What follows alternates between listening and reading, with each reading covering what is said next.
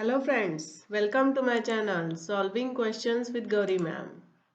चलिए 2017 के पेपर से क्वेश्चन सॉल्व करते हैं। The percentage sequence divergence in the mitochondrial cytochrome B gene between two species was found to be 5%। Difference find out हुआ है दो स्पीशीज में साइटोक्रोम बी जीन में, कितना? 5%।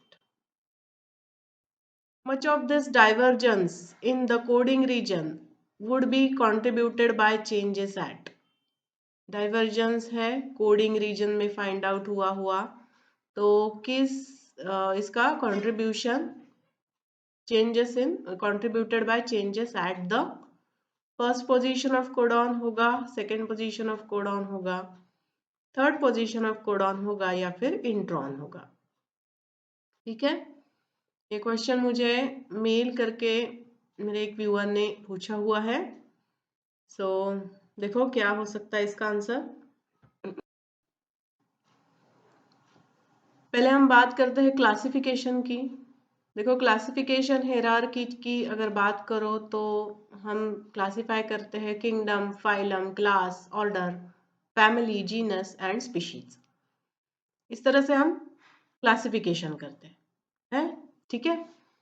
तो यहाँ देखो किंगडम, फाइलम, ये शुरू के जो ब्रॉड क्लासिफिकेशन के क्राइटेरिया है, यहाँ पर हम ब्रॉड लेवल पर क्लासिफाई करते हैं।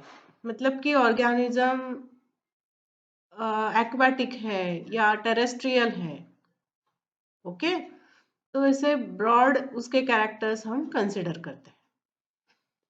जब हम नीचे नीचे जाते हैं, फैमिली, जीनस, स्पीशीज के यहाँ जाते हैं, जीनस स्पीशीज के यहाँ खास करके, तो हम ज़्यादा डिटेल में क्लासिफिकेशन के लिए सोचते हैं। और आजकल मॉलिक्यूलर बायोलॉजी ने इतनी डेवलपमेंट कर ली है कि हम मॉलिक्यूलर लेवल पर भी सोचने लगे हैं कि क्लासिफिकेशन के लिए किस तरह से मॉल बायो का यूज किया जा सकता है। समझ रहे हो? ठीक है। तो अभी देखो माइटोकॉन्ड्रिया का जो साइटोक्रोम बी, ये जो प्रोटीन है, this is one of the conserved protein during the evolution. This is used to find the phylogenetic relationship between the organisms.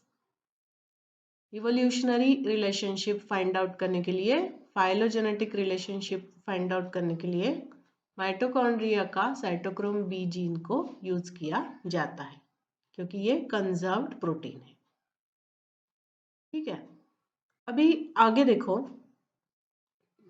Codon की बात की है हमें ऑप्शन में, तो कोडॉन इज ट्रिपलेट हम सब जानते हैं। There is more than one codon for single amino acid. There can be more than one codon for single amino acid. Example है टायरोसिन का, मैंने दिया है यहाँ पर देखो, UAU can code for tyrosine, UAC can code for tyrosine. तो यहाँ हमें क्या दिखाई देता है कि पहले दो जो न्यूक्लियोटाइड्स है वो सिमिलर है, UA, तीसरा जो है वो डिफरेंट है। समझ रहे हो? अब इसके बाद आप जरा वोबल हाइपोथेसिस को याद करोगे तो आपको याद आ जाएगा कि वोबल हाइपोथेसिस हमें कहता है कि जब टीआरएनए कोडॉन को रीड करता है तब वो पहले दो न्यूक्लियोटाइड्स को ज्यादा इंपॉर्टेंस देता है कंपेयर टू थर्ड न्यूक्लियोटाइड, है? ठीक है, तो यहाँ देखो यूए पढ़ लेगा, टायरोसिन जोड़ देगा, UAU भी होगा तो टायरोसिन ही आना है, UAC होगा तो भी टायरोसिन आना है। ठीक है, समझ रहा? तो इसलिए ये थर्ड के यहाँ थर्ड कोडॉन पोजीशन पर अगर वेरिएशन रहा तो भी अमाइनो एसिड वही आएगा। समझ रहे हो? तो इस तरह से जो हमें 5% डाइवर्जेंस जो पूछा गया है ना क्वेश्चन के हिसाब से, तो वो हमें यहाँ मिलता है 5% divergence at the third position of codon. समझ रहे हो? ऐसे। और चौथा ऑप्शन है, देखो इंट्रॉन दिया गया है, तो इंट्रॉन आपको याद है क्या? इंट्रॉन एक्सॉन होते हैं एमआरएनए में, यूकैरियोटिक एमआरएनए में इंट्रॉन एक्सॉन्स होते हैं, और फिर एमआरएनए स्प्लाइसिंग हो जाता है, इंट्रॉन स्प्लाइस आउट हो जाते हैं, एक्सॉन्स सिर्फ एक्सप्रेस होते हैं और आगे चल के प्रोटीन बनाते हैं, है ना? तो इनका तो कुछ रिलेशन नहीं है फाइलोजेनेटिक क्लासिफिकेशन से। राइट। तो बस इस वजह से आंसर बन जाएगा option C, third position of the codon. Got it? Okay, so with this I am concluding with today's video. पढ़ाई करो, लास्ट के थोड़े ही दिन बचे हैं, अच्छे से पढ़ाई करो। All the best for your preparation for your exam. Thanks for watching.